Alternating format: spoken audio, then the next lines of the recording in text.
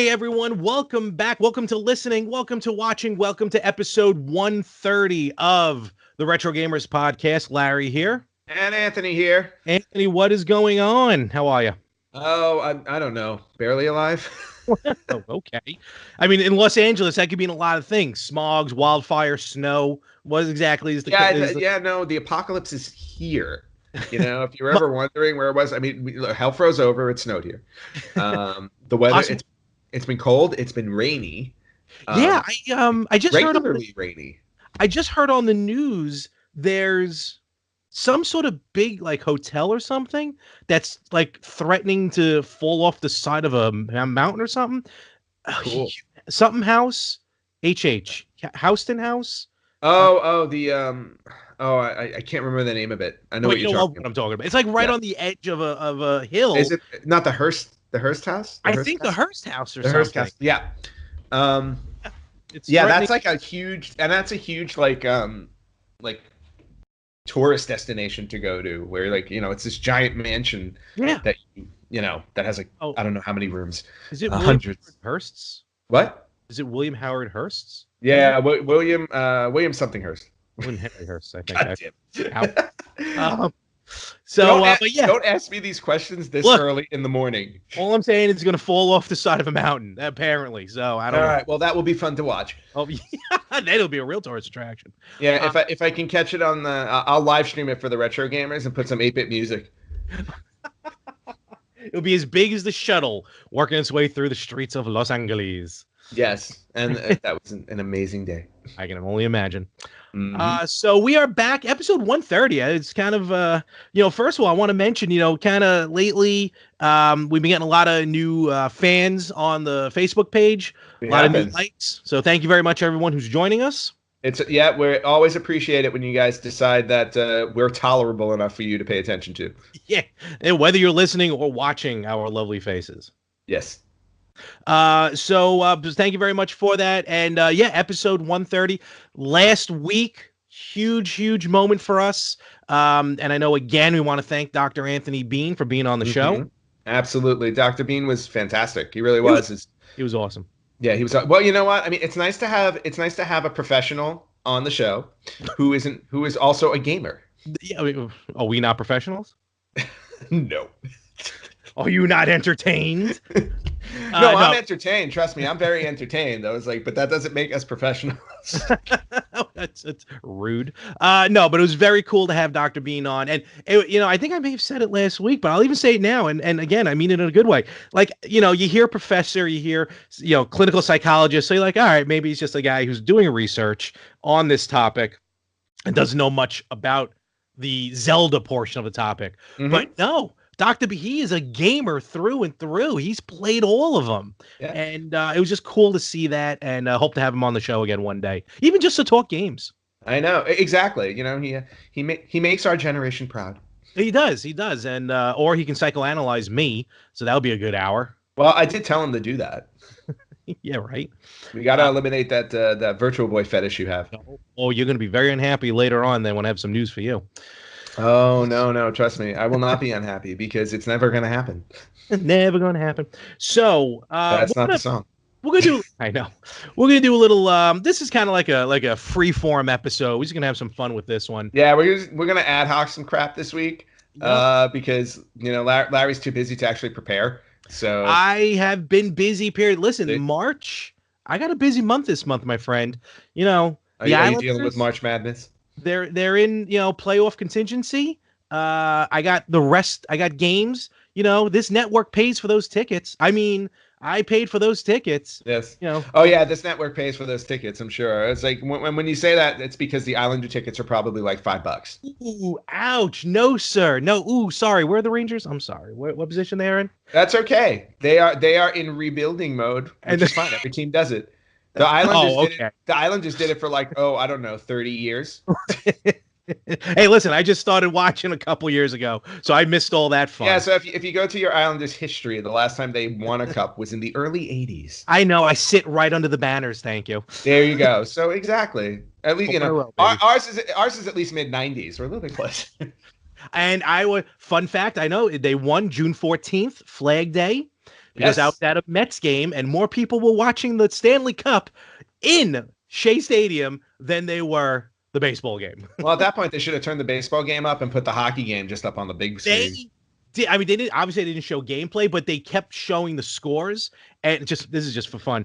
And then I remember I won tickets. Me and a friend of mine won tickets to that game through school. I was 14, so I was in the 8th grade, and it was me and her, and we needed a chaperone. Obviously, the teacher couldn't go, so her father ended up going. But then when he realized that I am not a hockey historian. Was that Game 7? Oh yeah. Okay, so Game 7. The Rangers haven't won in 40 something years at that point. So when he realized, so when he realized, wait a minute, this is Game 7 of the Stanley Cup. Mm-hmm. He did everything he could to back out of this game, but he still had to go. But we just happened to sit right behind a cameraman, behind and above a little bit, the cameraman, and the cameraman had a monitor pointing straight up with the hockey game on. So everyone in our section was like huddled down watching the hockey game. It was awesome. And definitely the hockey game worth watching. No, it was nuts. I mean, And if you ever want to see that again, they did release it on DVD. Hey, really? That's cool. I have it. The New York Rangers collection. It has the Eastern Conference Finals and then the Stanley Cup Finals. So all 7 games from both. Yep. That's cool. Mm-hmm. That's cool. I did download. Actually, I do have, even though it was a losing effort, and when I used to watch football, I did download the Super Bowl when it was the Giants and the Patriots. When the Giants beat the Patriots, ending their undefeated streak that year. But to me, that's you mean the undefeated streak where they cheated? I didn't say anything about that, but the undefeated streak where they cheated. But to me, that's the best Super Bowl I've ever seen. So I downloaded the entire. It was the best Super Bowl I've ever seen because the Patriots lost. Shut it. So, but actually, at this point, I don't care anymore. So XFL 2020 hashtag. Okay. But we're gonna have some little fun here. I was hanging out, just kind of chilling, doing some stuff, playing Tetris 99. You're a little obsessed with that, aren't you? Well, this week, it's already over by the time this podcast drops. Right. But right now, as we record, it's the tournament, where basically this weekend you have to rack up as many Tetris Maximuses as you can, which is basically meaning winning the game. And the top 999 players basically win 999 gold coins on the Nintendo eShop, which basically is $10, $9.99. All right, cool. Mm-hmm. Okay. I've come in 3rd so far in the tournament. Yes, I cannot get that elusive. Can't get that first, huh? Killing me. You just got to keep doing it, man. But now I'm just obsessed. Well, we talked about it last time. I'm obsessed with Tetris, and I'm just every time I can. I didn't even realize that I had Tetris as a digital download on the Wii. Oh, really? What happens is the Wii, the Wii is very underrated as far as its online games. Mm-hmm. It was called WiiWare. I'm not talking the virtual console. And I know you didn't have a Wii, right? No, the Wii was one of the very few consoles I didn't buy because I did not want to stand in my living room with those nunchucks swinging things in the air. You didn't have to do that. I mean, it was fun, but you didn't have to. Yeah, but that's what it looked like to me, and I was like, oh, no. That's how it was advertised. Don't get me wrong. And I looked at it and said, no.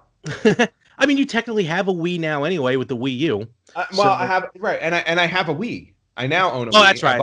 I bought one finally like a year or two ago. Still haven't played it. But... What you should. Awesome, I'm telling you. No, I know there are a lot of games on for Skyward Sword. Like I have to go play that. Yep. Mario. Super Paper Mario. The 2 Galaxy games, right? 2 Galaxy games and Super Paper Mario is fantastic. And Super Paper, right? So there are a good number of games I need to play on my Wii. I just did not own it until a year or two ago. I'm not faulting you for that. No, there's no fault needed. I don't own a Virtual Boy, so. Well, you technically do now. Well, I kind of do, Although it's definitely on life support. Oh, that's not good news for the news I have a little later on in the show. No, but it bears reminding that I have not forgotten what I had promised our listeners would happen to said Virtual Boy, and I guarantee that it will be happening soon. Everyone's waiting with bated breath. Oh yeah, I know. I'm just keeping that suspense. I wish I knew what that term meant.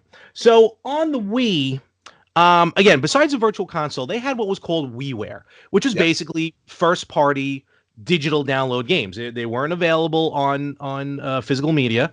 It was just download, and that's where you started to see a lot of these like budget titles.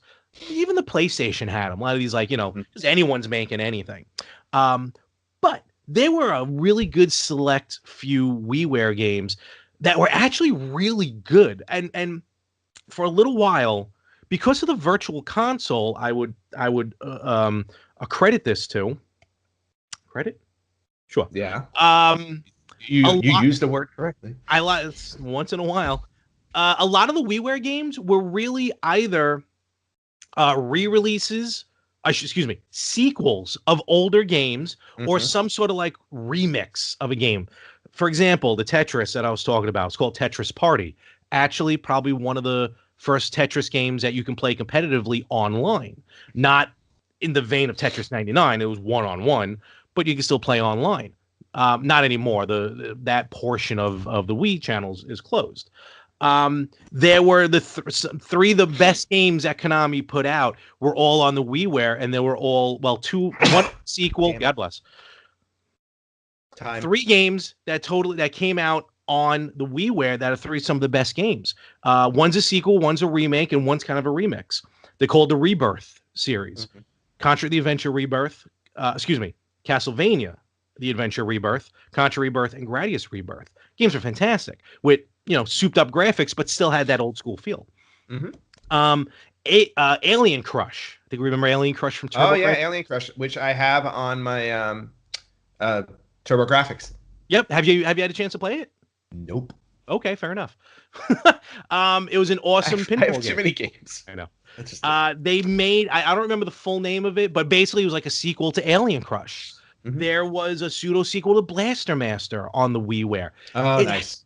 a lot of cool Ooh. games. And Yes. speaking of Blaster Master, I just want to give a really quick shout out to friend and guest and former, and he's filled in for you as co-host on the show. Just a big shout out to Rich, who, after all of these years, finally beat Blaster Master. Did he really? Yes.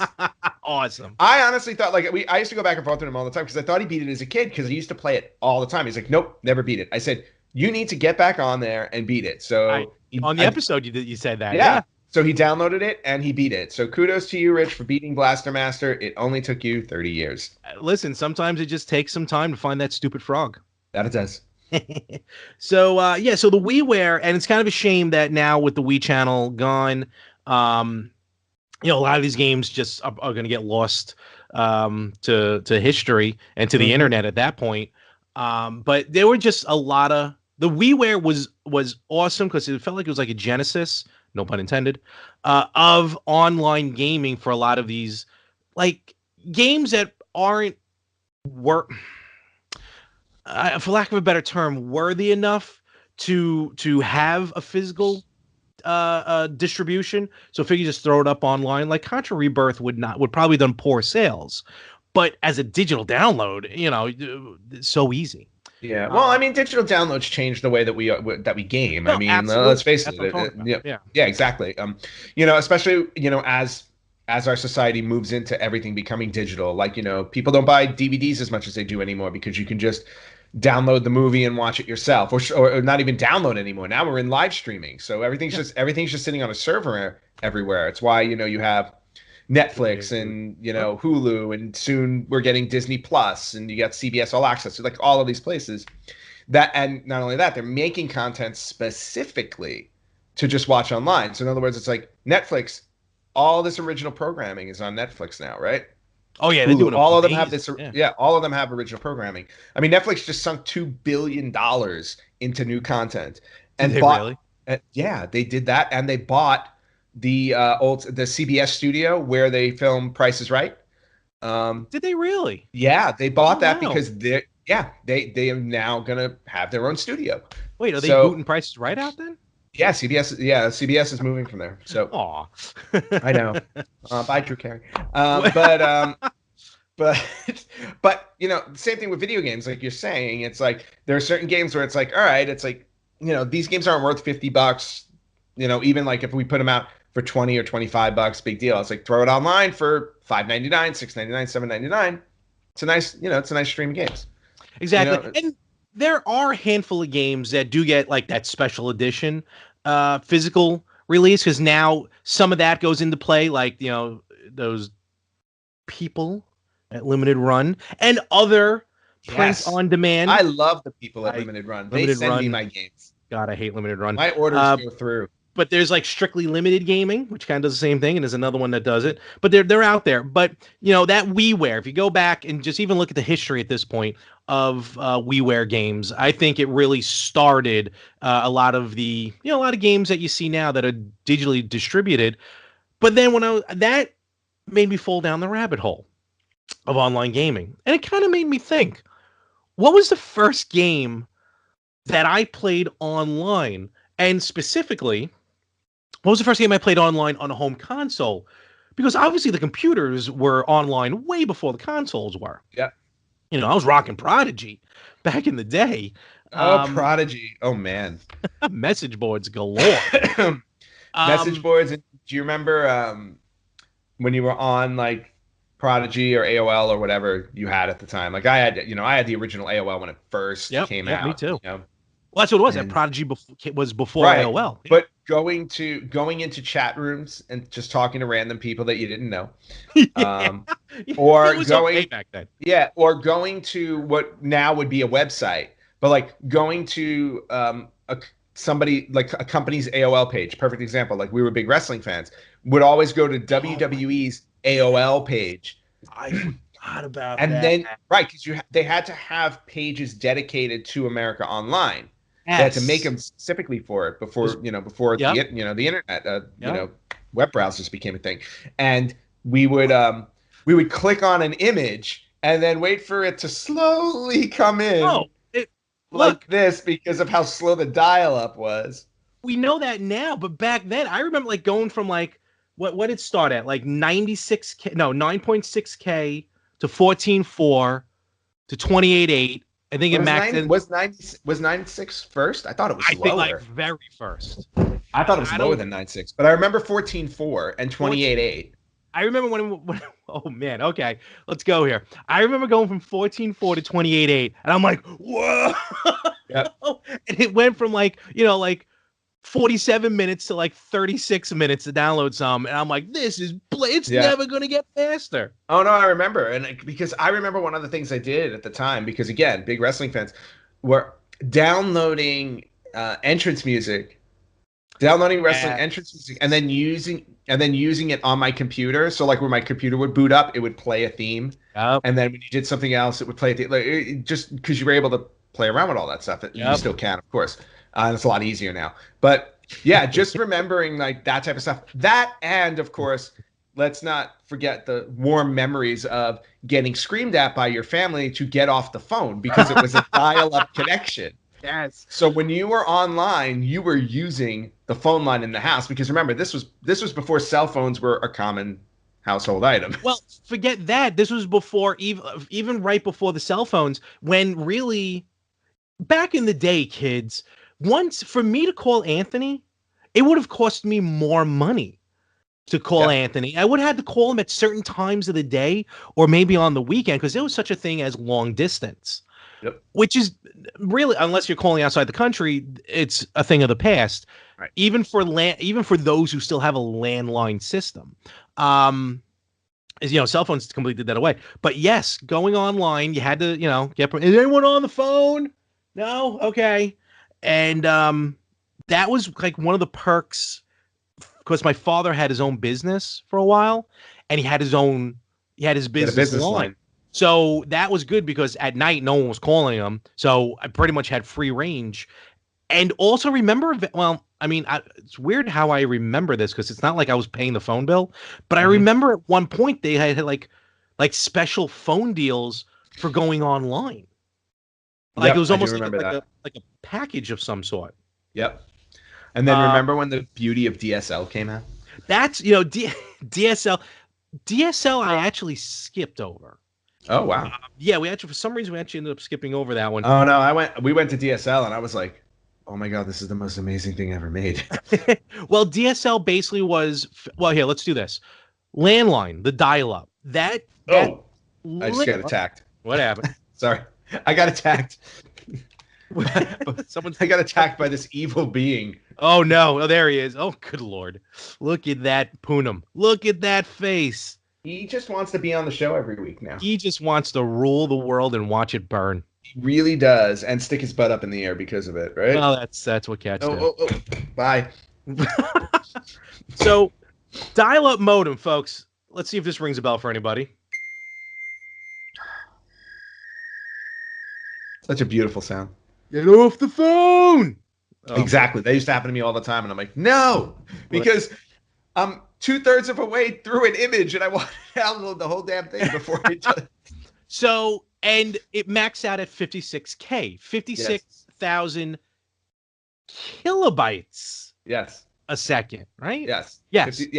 56 kilobytes a second, which is 56,000 bytes a second. Oh, that's right. That's right. 56K. Yes. Okay. Yeah, 56 so kilobytes. It's been a long time since I thought about it. Now that was the max. And by the way, anybody listening who does not know anything about this, you can get a crash course in it from the movie Hackers in 1996, starring Johnny Lee Miller and Angelina Jolie. There you go. There's a plug. I've never seen Hackers. I gotta check that out. My God, I watch it all the time. Not only because it's just insane. Mm-hmm. It's just like it's just nothing in it is realistic, but everything about it is like so 90s and like computer hacker niche. Like, and you see them like going crazy over a 28.8 BPS modem. Oh boy. Yeah, it's worth watching just to be like, wow, this movie's dated. And I swear. So anyway. Yeah, 56K max out because the telephone line physically cannot hold any faster data speed because data speed actually it causes heat. It's energy. It's physics, science. So then we moved to DSL, which this was the magic of faster internet, but you can also talk on the phone at the same time. You had to get that stupid dongle adapter. Yes, I remember the attachment. It split the line basically for you. And then the world changed when cable modems came out, broadband internet, and that's where I got it first when I was in college. That's where I first finally got broadband internet. I was still dialing up though for a while. I was gonna say I can't remember the first time I actually did have like a cable modem situation. It may have been the first apartment. Yeah, no, it definitely took a while. But getting back to games. That's what. Listen, this is all part of it. It's all part of it. It's all retro. But I was about to ask the question. Do you remember the first game you ever truly played online? Preferably a console, but I know the computer is going to get thrown in there as well. Yeah, see, the PC is going to come into play for me first because I was actually a PC gamer in the early and mid 90s because it was a new thing to me, and plus PC games were doing like basically what the Sega CD was doing. They were doing like full motion video games, which I was really into. So I was enjoying stuff like that. I'll tell you this much, just to go way back. The very first time I ever went online with any type of console or PC or anything like that was actually on my Commodore 64. How in the hell did you get online with that? In the late 80s or early 90s. There was a program called Quantum Link or Q-Link, and what it did was it allowed you to go online by accessing the phone line. Now, I remember this because a friend of mine from grammar school. This is way back. A friend of mine from grammar school came over and we tried it, and we got online. Really? We got online with it, but here was the problem. It's like once you got on, if you remember the Commodore 64. I sure do. Yeah.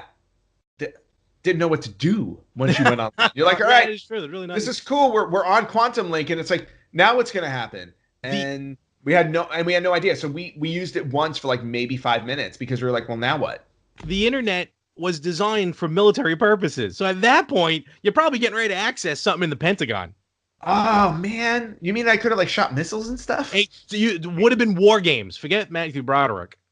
Oh yes, War Games, Matthew Broderick, another one that you can go on and talk about online stuff. But yeah, so my very first experience with online was very brief on the was on the Commodore Actually 64, reminds me of okay. which is crazy.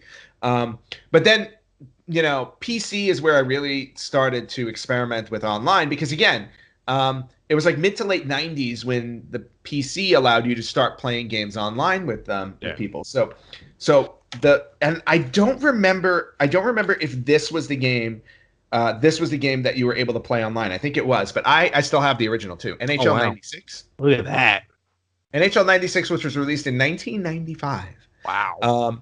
I don't remember if this was the year that we were able to play it online or if it was NHL 98. It might have Mhm. been 98, which I don't have anymore. But I remember that one of the first games I ever played online was a hockey game. Huh. And let me tell you something, trying to play a hockey game online in the 90s on a dial-up modem is not really fun. I'm Just sure the putting that games out were there. very long. Oh man, and they were bad. And a lot of times you would get disconnected because somebody would pick up the phone. I can only imagine in your house picking up the phone while you're playing a game. Yeah. So so that happened And a when you lot. pick up the phone, because when you pick up the phone, you heard the Yeah.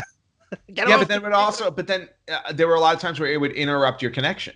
Oh no, I know, yeah. Yeah, so then here I am. I'm playing a game online against probably some 50-year-old guy in the middle of Texas, and nothing against people in Texas, but but and then it would just disconnect. And then the other game that I remember playing, and we all tried playing this together, if I remember correctly, at one point was another game on PC called Freedom Force. Yes, I remember. I actually did not have it. You did not Uh, have this, no, I but the didn't have. rest of it, No, but the rest of everyone us else did. did. Yeah, And the coolest thing about this as game was usually left me out of stuff. this was before Marvel had like a really good set of games where you're able to play as Marvel superheroes. This is like way before Marvel Ultimate Alliance and stuff Oh like yeah, that. yeah.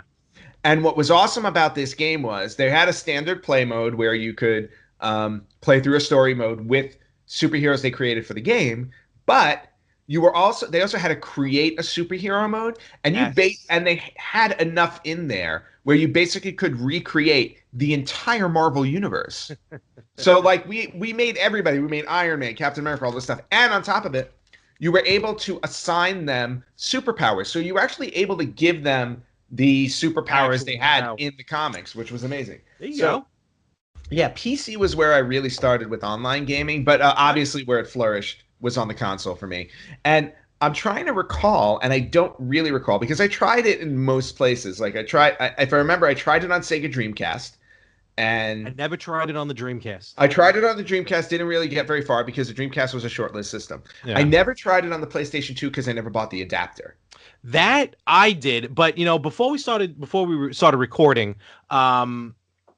we were kind of talking about this, and I told you how my first experience on the console was with the PlayStation. But as we're talking, I do have to correct myself Ooh. because it was on the PC. Because it was in college. Like I was actually in college. The PS2 happened after I graduated. So, I mean, Oh, you can oh, continue Leo. on with yours, and then I'll tell you my story. But yeah, it's mine was on PC. Yeah. Yeah, no, I feel like a lot of people would have started, at least, a lot of people our age would have Hmm. started fiddling with it on PC. And and then just a quick little, a little history note, because we've talked about this on the show before. But the original Famicom in Japan, Nintendo, they had online for the Famicom system, and what they did was it was a lot of sports betting through the Yeah, a lot Famicom. of specifically horse racing. Yeah, specifically horse racing. You were able to like Yeah. go on your Famicom and put in some horse betting, which is insane when you think about it, because the Nintendo in the States was catered towards kids. Yep. So little history over there. But I really think Xbox Live is where it really started for me. Okay. But I just can't remember if it was on the original Xbox or if it was on the 360. Okay. And I really can't recall the first game I played. It's been so long. I don't know why. Like I initially feel like it was a wrestling game. I feel like it has to be a wrestling Could have game been because probably. like that once WCW NWO World Tour came out, I feel like we owned every wrestling game Oh, we imaginable. did. We Yeah. absolutely So I did. just Yeah. feel like once one of them wound up going online, like that would have been the one we played. And I don't know if Raw was online on the Xbox or not. I don't remember, but I was gonna say it was probably a wrestling game as well because with our group of friends, Yep. I think the one constant that we all had back then was wrestling games. So I imagine like I wasn't into hockey at all. You weren't playing football games. You know what I mean? I was So playing football games at that time, actually.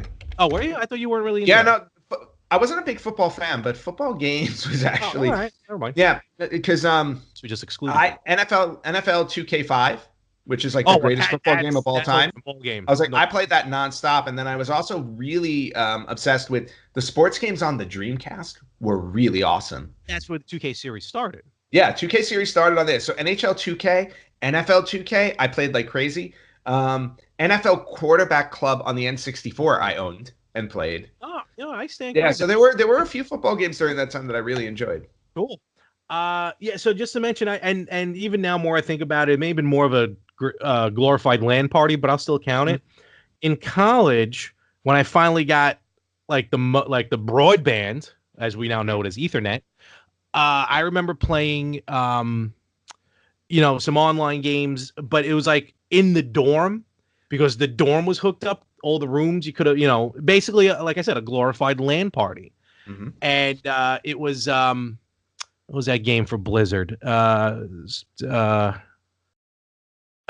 it, I can't remember it. Oh well. Um, it was like damn it, I want to remember the name of this game now. Bet you can't. No, I can't. Oh well. So I'm gonna do this. You're gonna do what we all do. Go Yep, online and look it up. yep. I'm gonna do that right now. Meanwhile, we can keep talking about No, um, no, we are. no, but we can keep talking about like Xbox Live and stuff like that. That's what I want to talk about with the PlayStation 2.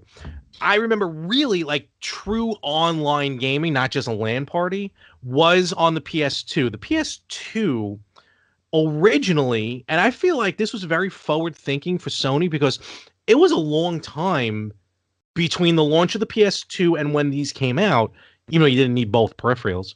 For this to happen, Peripherals, what did I say? not peripheral. Oh. um, but you were able to upgrade the Sega. PS2 with a hard drive and a modem. Mm-hmm. And I remember I bought the modem first. Basically, the modem had the ability for dial-up or broadband. We saw dial-up in the house at the time. And I remember having to hook up AOL to it. Again, doing it only at night. Yep. And it came out, like the launch title with it was, and this is going to be a throwback for people, EverQuest. Oh man, Which was the EverQuest. I remember that. To I think I had it on the PC. Yeah, I mean, so I remember going on there, playing EverQuest. I probably played it for about a month when I'm like, all right, I don't know what I'm doing here. Mm-hmm. But it was just very cool to play online on the PS2. And then later on, I got NBA 2K. It had to have been like 2K1 maybe. Okay. Or maybe NBA 2K, whichever one came out on the PlayStation. And that was the first time I actually played against my friends on the PS2. And that was also the first time with the headset for me, where I was actually talking to other people while playing the game. Mm-hmm. And I remember distinctly, I was playing a game. I was deep into the game. I was actually winning. My girlfriend at the time called me, and I tried to get her off the phone. Then she realized I was playing a video game. She got mad at me. You know who I'm talking about. I'm not going to mention names. Oh, yeah, no, I know She got mad at me. About. I'm trying to play the game, and long story short, that was a very long evening for me. So I have a feeling it was a very disappointing evening as well. It was. Let me go back. StarCraft 2 is the game I first played online. Okay, StarCraft 2. And I got my butt handed to me over and over again on that one. Nice. Oofa.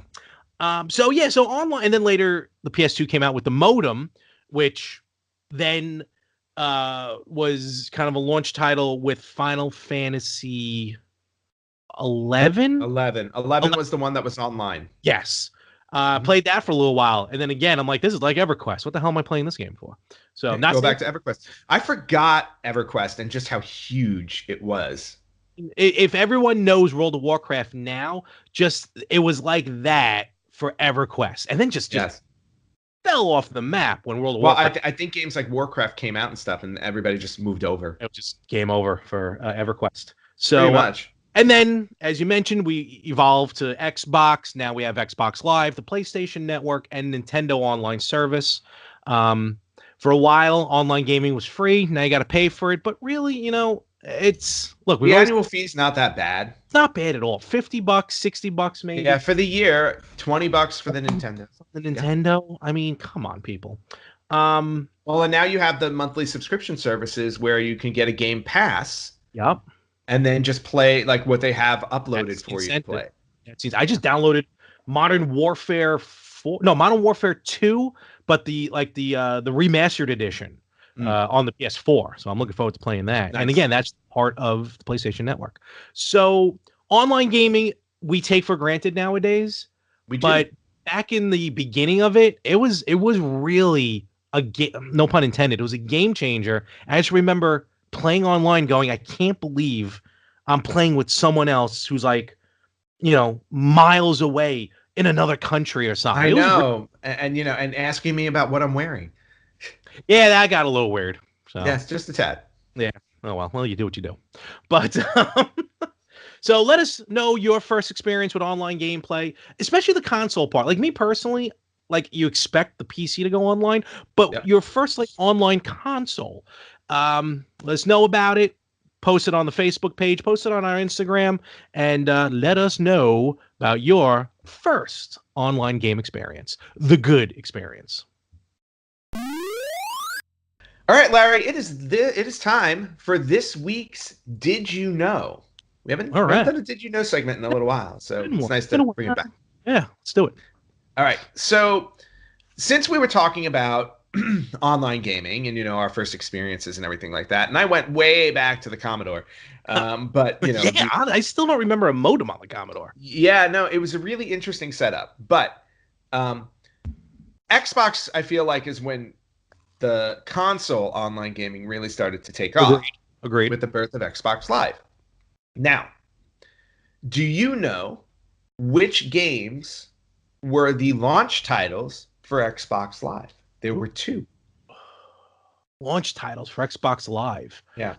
I want to say one of them, was it Crimson Skies?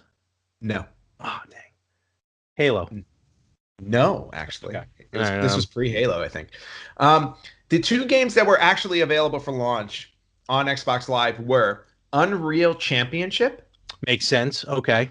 And Mech Assault. Do you remember Mech Assault? Ooh, okay. See, I was thinking maybe that Frenzy. There was something Frenzy, but Mech Assault. All right, that makes sense. Yep. Those were the 2 games that were available at launch. Now, but did you know that during beta testing, they used 2 other games that were never officially published on the Xbox Live?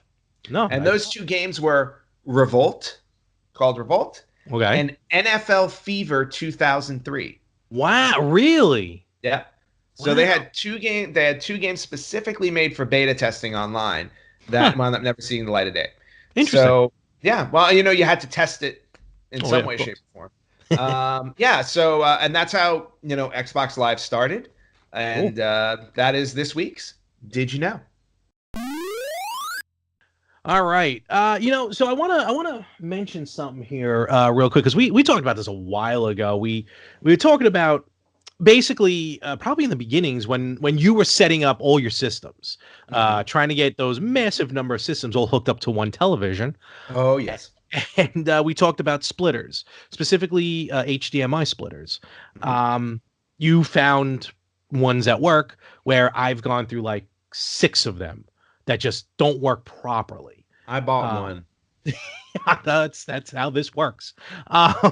Like the problems with mine were the more powerful systems would override the other ones and always switch over automatically, which is why I hate the automatic switches, but they're all in there. Right. But I finally found a set of HD splitters that is working so far. Okay. It's by a company called Armor, who I think is through Hyperkin. I'm not 100% sure on that. Okay.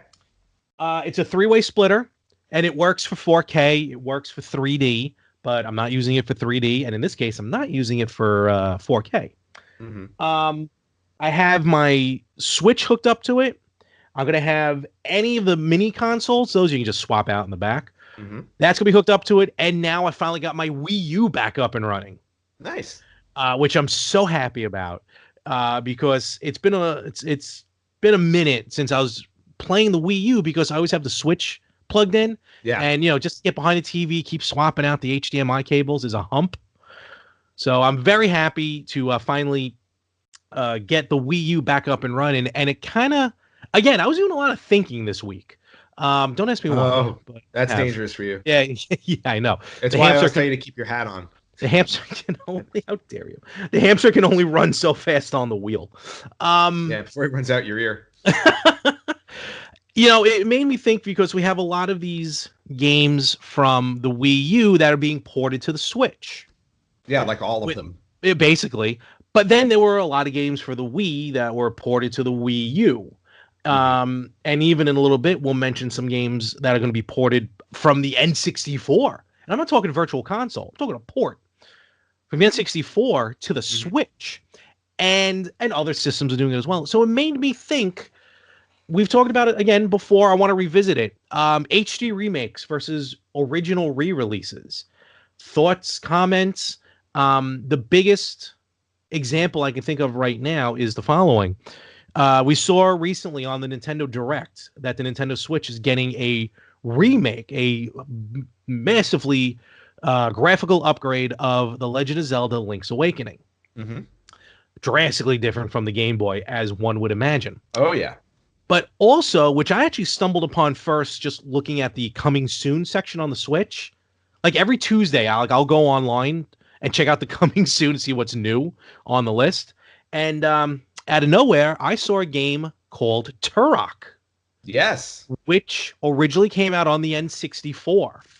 Basically, imagine GoldenEye, but you are a Native American and you're fighting dinosaurs.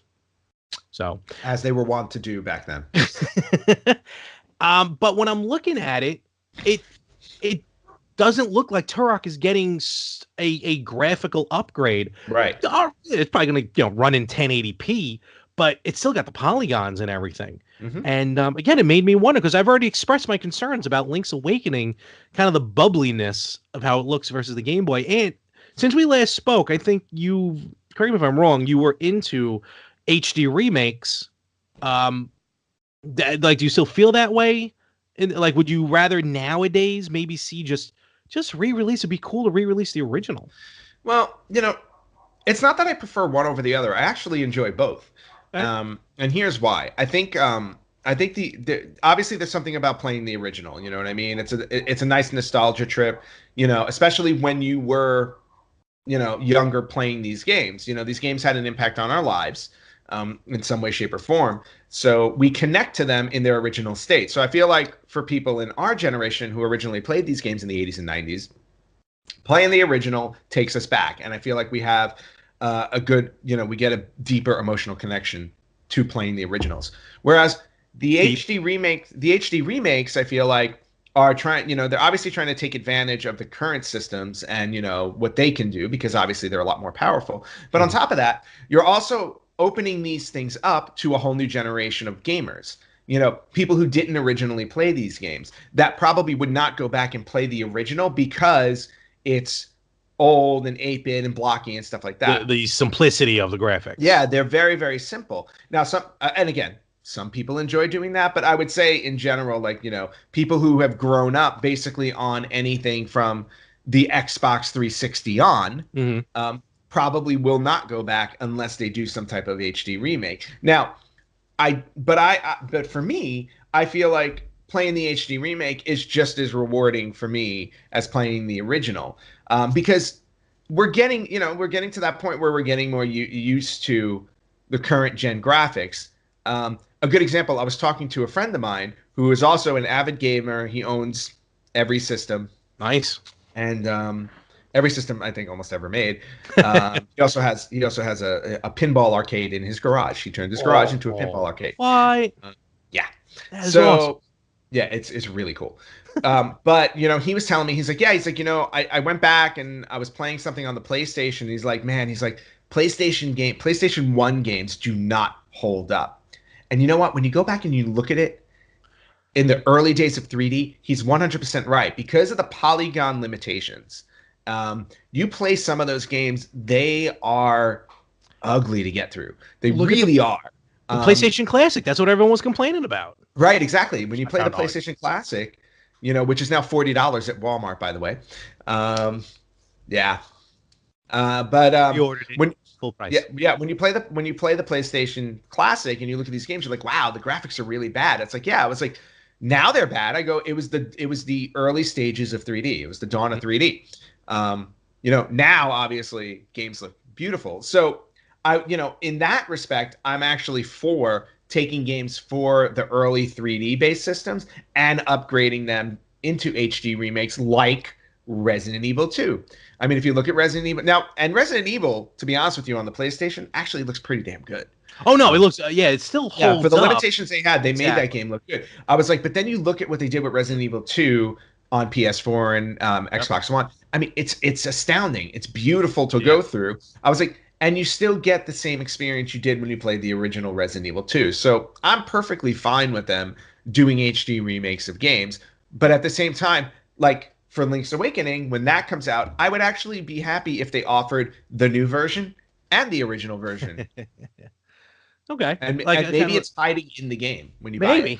Maybe. Possible. And I kind of, like with this, and I didn't read if I'm misreading it with Turok.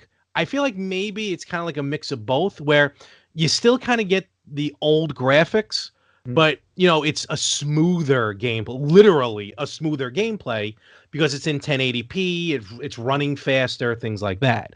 But like you still kind of get the polygon look to it. So maybe there's a happy medium as well between the two, which I think would be kind of cool to see.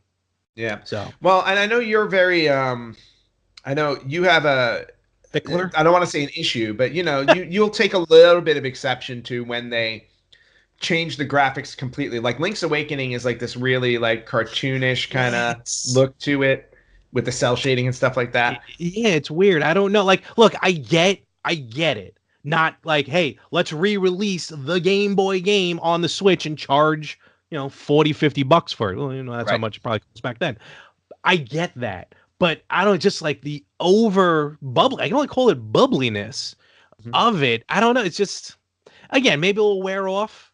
I'm pretty sure it won't. But I just always go back to Wind Waker. Remember the reaction to Wind Waker, and then once the game came out, what the response was. Right. That's where I always go.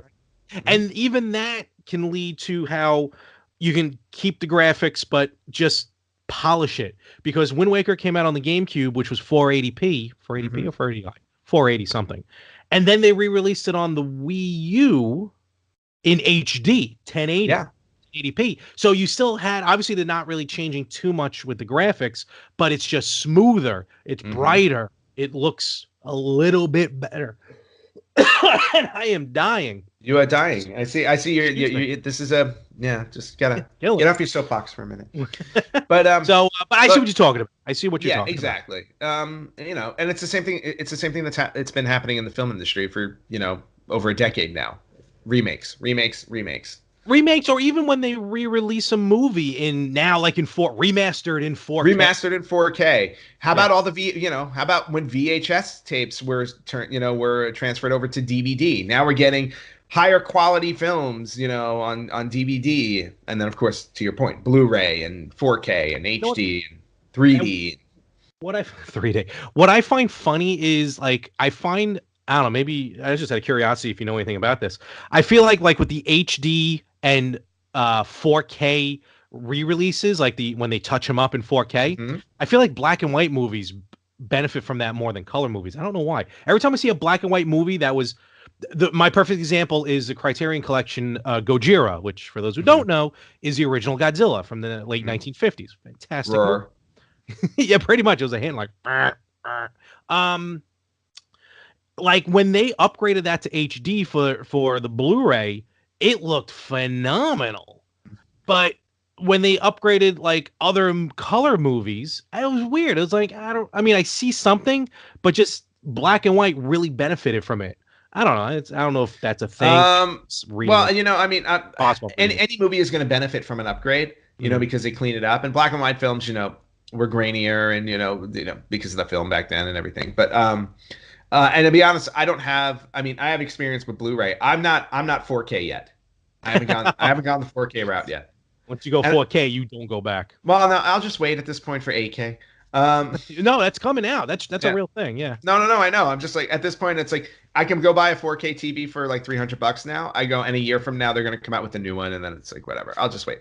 Um, but yeah, I mean, but I feel like upgrading film Mhm. as a way of preserving it is it's a wonderful thing, because in other words it helps to keep it current, and and me, I'm very passionate about film history. Of course. Yeah. The same way, but the same way I'm passionate about video game history. I believe that there is a place for both, where you can uphold the classic original style of the game while also offering an upgraded version for today's players. Kind of like there's been a couple of games that have come out. I think Tecmo Bowl Remix or Tecmo Bowl something Yep. came out where you on the fly you can play with the updated graphics. You hit a button and it goes back like to the 8-bit graphics, Which like is awesome. while you play. Yeah, so maybe they like that'd be cool if they did that with Zelda with Link's Awakening. That would be awesome. Oh, that would be really cool. Probably not, but that would Yeah, be cool. probably not. Agreed. All right, so that's cool. It's a nice revisiting of that, especially with some of these games that are coming out. Yes. And we got some other news that has nothing to do with the other, but we're going to talk about them anyway. Yep. That we missed it. Well, not missed it, but this past weekend we celebrated Mario Day, Yes. March Mario 10th. Day. Yeah, Mario Day. It was a Sunday. Yes, March 10th. And And and Larry, how did you celebrate Mario Day? That hasn't happened yet while we're recording, but has happened after we drop this episode. I'm assuming I probably played a couple of Mario games. Uh, that's about it. Okay, fair enough.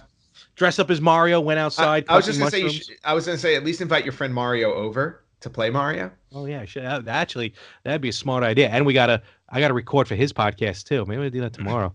Oh See, wait, there it's you go. fast. It was Fastlane. I don't know. Anyway, Oh, it was Fastlane. Okay, how was it? it was fantastic. And check out Talking More Wrestling this Saturday at Yeah, I 6:05 don't know. p.m. Eastern. I just thought it was so. But But there's some cool deals out there because there's still some people without a Switch. Obviously, I know not everyone has a Switch, nope. but a lot of people are starting to want a Switch. And right now, I think it's still going on. I don't think it was just on Sunday, but you can check it out. They were doing a deal where a bundle with the system. If you buy the Nintendo Switch and you got a first party Mario game. Mhm. This is a rarity, folks. It's not often that a first party Nintendo game goes on sale like this. But if you buy a first party Mario game, Odyssey, Deluxe U, Tennis, Aces, half off the physical copy when you buy it with the system. Yeah, So it's not a bad which is a deal. great deal. It's actually a little bit of a better deal where you can buy the Nintendo Switch with a $35 credit towards the eShop. Works out a little bit better because also, I don't know how long, again, check out the sale while we're here. But online through the Nintendo eShop, those Mario games, Deluxe U, Tennis, Odyssey, I think Rabid Rabbits as well, are $30, $29.99, Nice. which is about as low as you're going to get for a game unless it becomes a player's choice. Right. Which So they're not there yet, I think. no, On not Switch. for the Switch. No, not So yet. definitely jump on those if you can. So Yep. check out those deals. And the final. Do you have any gaming news? Yeah, you know what, Larry? Okay. It's not all about you. I try. That's why I have now my own Ow! podcast. See, God My hates cat ugly. stabbed me. Get off the computer. I have to record my podcast. Well, yeah, he really does. I think it's called Meow Mix Remastered. That'd be awesome. All right. You have to, for April Fools, you have to somehow put headphones on your cat and get him to sit there for like 20 minutes in front of a microphone. Nice. I will try and do that. And you know what? It would probably get more views than all of our shows combined. Ooh, ouch. Ouch. It'll definitely do better than the Virtual Boy sales. I'll tell you that much. Okay, enough. Anyway, You can yeah, insult this show all you want. Do not insult the Virtual Boy. I will continue to insult the Virtual Boy until it disappears from the planet. Moving over to I feel like we kind of have to mention this. It's and current gaming news. But last week, Devil May Cry 5 dropped. That was last week. That was last Oh week. wow. Yeah, Devil May Cry came out on March 8th, Okay. which was what, Friday. Yep. So, or at least I think it came out Friday. Yeah. Anyway, it came out. Bottom line is, Devil May Cry came out last week. The reviews have been nothing short of amazing. Really? I just wanted to point it out. Yeah, I just wanted to point it out. And I just want to I had quote IGN really quickly because Okay. they gave it a 9.5 out of 10. Wow. 9.5 out of 10. Devil May Cry 5's trio of outstanding combat styles set a new high bar for the series, and its mysterious story keeps things interesting along the way. Just absolutely, yeah. Everything I've been reading about this has been aces. And if you've never played a Devil May Cry game, now's a great time to get into it because apparently Devil May Cry is off the charts. Makes me want to go back to the series and play through the rest of them because I played the first one. First one and was then awesome. Oh my god, first one blew my mind when it came out. I never wound up moving on beyond the first one because I remember the second one didn't get really good reviews. They changed things up and it didn't work as It wasn't well. Dante, it was somebody else. Yeah, and then they went back to Dante in the third one, and everything was good again. Yeah. It was just one of those series. It's like I kind of left it behind. Mm-hmm. But reading the reviews for Devil May Cry 5 this week, I'm definitely thinking about picking it up, adding it to my collection, and probably never playing it like I do with all the other new games that I buy. Me too, brother. Me too. So yeah, right. so I just wanted to bring that up. No, that's cool. That's definitely cool. And check that out. Oh, did you mention also as well? Because I feel like my story we can end on mine. Kickstarter. Yeah, well, that's fine. Yeah, we can end on your ego. So the other thing that I found out About time. Yeah, well, I got to give you a little bit every once in a while. It is your birthday month. Yeah.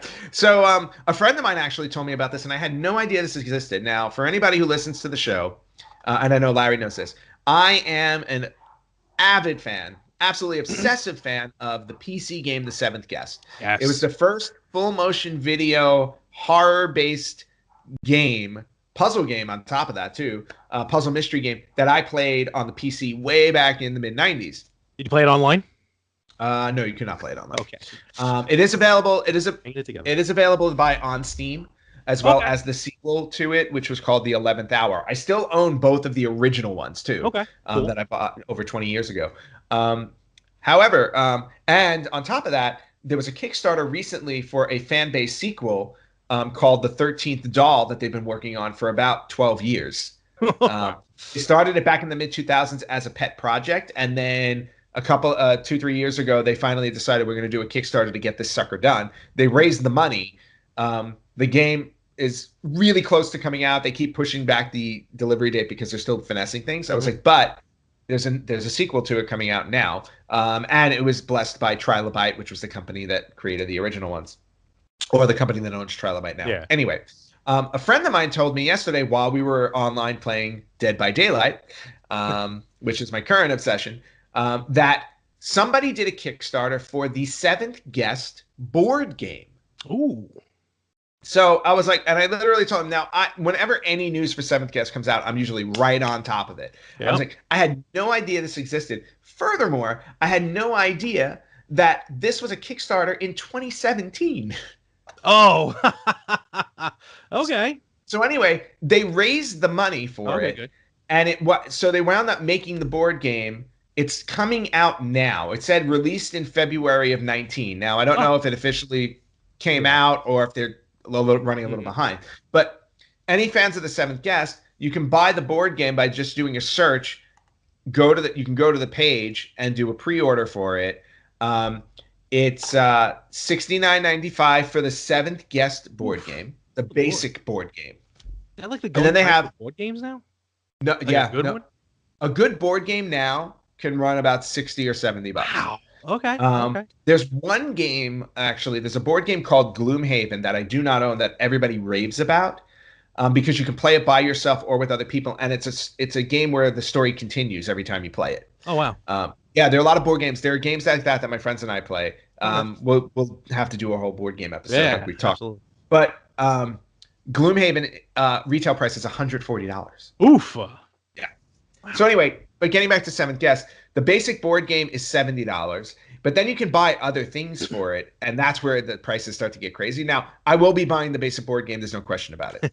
I was like, but then they have another game called The Seventh Guest Infection Set Special Edition. Now, Infection was a game that you played in the game. Oh, It was like one where you played against the antagonist in the game. You played it was basically like Othello in a way. okay. Yep.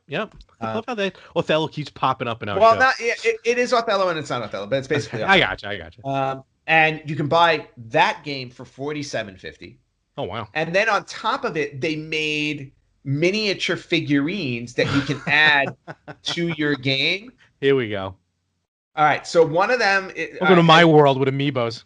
Right. So they have they have a couple of miniatures that are like $13, which is fine, right? But then they have, I guess, more. I don't know what these are made out of, but there's like a figurine for $45. Okay. And then there's an extremely limited personalized miniature figurine. You gotta have that one. $900. Are you kidding me? Is it made with human bone? Good They Lord. better do some magic. Oh, $900. And then on top of that, there are other things you can buy. Like there's a Sphinx spirit board, which is basically a Ouija board Disgusting. for 99. Sphinx. I'm sorry. Okay. For $99. You can buy a model kit of the mansion from the game that you can actually put on the game board for $95. So in total, if you were to get, all right, not counting the special limited edition mortgage figurine, you're looking at a chunk of change here for this game. No. You can play the game just with the $70. No. But I'm saying if you bought everything. I know you. Everything. You want everything. I want it all. If you want to buy everything, and that would include, let's say, the two board games, the mansion kit, and let's say the $13 miniature. Yeah, okay? obviously, yeah. You're looking at somewhere around $300. No, well, I'm lying. $250. Okay, well that's more reasonable. Much better. All right. So anyway, well, look, hey, Seventh Guest board game. I'm all in for $69.95. I'm not all in for the rest. But if anybody else out there, knows the Seventh Guest, loves the Seventh Guest, check out the Seventh Guest board game that's available online. All right, cool. And we are going to wrap this up with this news that I love. This news, Indiegogo, which is like Kickstarter, but when you donate money, you're already out of the money, no matter what, because it charges automatically. Has this awesome situation here that you can buy game cases, custom game cases for a certain system that didn't really have. It was a portable system that really didn't have game cases like the clamshell, like what the 3DS games look like now, clamshell cases.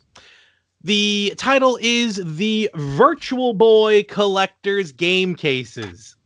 Because as we all know, the Virtual Boy games, which I have 5 of them actually, did not come with a clamshell case. Just came with a little dust cover. How fun is it playing those Virtual Boy games? Oh, wait, you don't have a Virtual Boy. Oh. Wow. That cut deep. Yeah. Well, maybe you can buy the cases to put the game in and a few of your tears. What? Dare you? So basically, this idea is actually really cool idea. So they're basically game cases as they are, but what happens is you can buy. There's 1, 2, 3, 4 levels of purchasing on Indiegogo for these game cases. Basically, you can buy 2 of them for $10, 5 of them for $15. For $30, you get the True Retro Collector Pack. Now, these are all already discounted off of what would be retail price. Of course, because nobody's buying them. Unfortunately, that is the case. The True Retro Collector Pack is 16 cases, 14 for the entire North American. I was just about to say that's every game ever made on the damn thing. No, not ever. But it is 14 of the complete North American library and 2 unreleased titles, which were Faceball Remastered and Bound High. Because what's cool is you get the clamshell case, which is red, but then you get the inserts. Like they'll print up the inserts. So if you buy the 2-pack or the 5-pack, you can select which ones you want, which I think are really cool. Mm-hmm. And then for $50, this is very fascinating. You get the virtual. It is for a lot of people. It is very, very for fascinating. The Virtual Boy Master Collection. You want? That's rude. $50 Virtual Boy Master Collection, which is 33 cases. Now, this is the entire library of the Virtual Boy. This is astounding news. And as you can see, red. Absolutely. Red. 14 North American games, 3 of which Japan did not get. 19 Japanese covers, 8 of which were exclusive to Japan. And that one's got free shipping within the US. So they are they got a ways to go. They're looking for $15,000. They're only 10% of the way there, and they got 16 days left. So I am asking, I am begging. I know I have fans, excuse me. I know we have fans out there who agree with me, is what I wanted to say, with the Virtual Boy, who love this system, who have this system, and who have the games, and would think this project is really cool. Yeah. There's already a link Really? on our Facebook page, or I guess you can just search Indiegogo for Virtual Boy. Check this out. Order them. Let's pump up this goal so they can make these, and I don't lose out on my $15. Mm-hmm. Yeah, or what you can do is you can just buy one of these little laser pointers and get a cat and just be entertained by that. Because see this right here? More entertaining than the Virtual Boy. He's slowing down. Oh yeah, no, he's definitely slowing down. I think we've had it. All right, and with that, we're gonna wrap this up. Yeah, you know what? I think that's the best thing that we can possibly end on after talking about the Virtual Boy, because you know what? You know, after you bring that up, it just kills the mood of everything. Folks, check us out everywhere on social media, Retro Gamers Podcast. Listen to us everywhere. You can listen to podcasts, including this new thing called Podcoin, which we'll talk about more in the future, which is pretty interesting. You can earn points for listening to podcasts. You're doing nothing different. Listen to us. Listen to other great shows like the Better Half podcast and the Yin and the Yang podcast and Talking More Wrestling. But Ant, where can they find us on the web and contact us? Okay, so you can find us on our page on America Online through 56K modems. Oh, can we dial up pages? That'd be awesome. Can you imagine the Retro Gamers AOL page? That makes sense. You can find us on our website, www.theretrogamers.com. You can find us on Facebook, facebook.com/retrogamerspodcast. Larry already told us where you can hear us. You can watch us on YouTube if you want. I don't know why you would want to, but hey, go for it. We have videos. And you can email us at email@theretrogamers.com. And before we close out, just a reminder that depending on when you're listening to this, if you are listening to this first thing on Tuesday, this evening we're giving away 2 copies of the Psychology of Zelda book on our page. Larry will be live at 9 p.m. Eastern to give away 2 copies of the Psychology of Zelda book. Details for how you can earn that is, or how you can enter the contest to win that, are on our Facebook page. Look for the post. Reminder Tuesday. Yes, I will be live on Tuesday. No, yes, we have 2 great copies of, like Anthony said, and we're going to give them out to our winners. There you go. There's one. There's one. And I hate when you do that. Which is why I do it. Folks, with that, thank you very much, and another wonderful week. And always. Hope we have a good week as well coming up. I hope so too. I have no idea what's happening. That's the beauty of life. I am playing hockey this Thursday at the Staples Center. There you go. Cool. What, after a Kings game? Well, no. I'm playing for the Kings because they suck so badly. They're desperate. There you go. And with that, folks, thank you very much. And we will catch you right here next week on the Retro Gamers Podcast.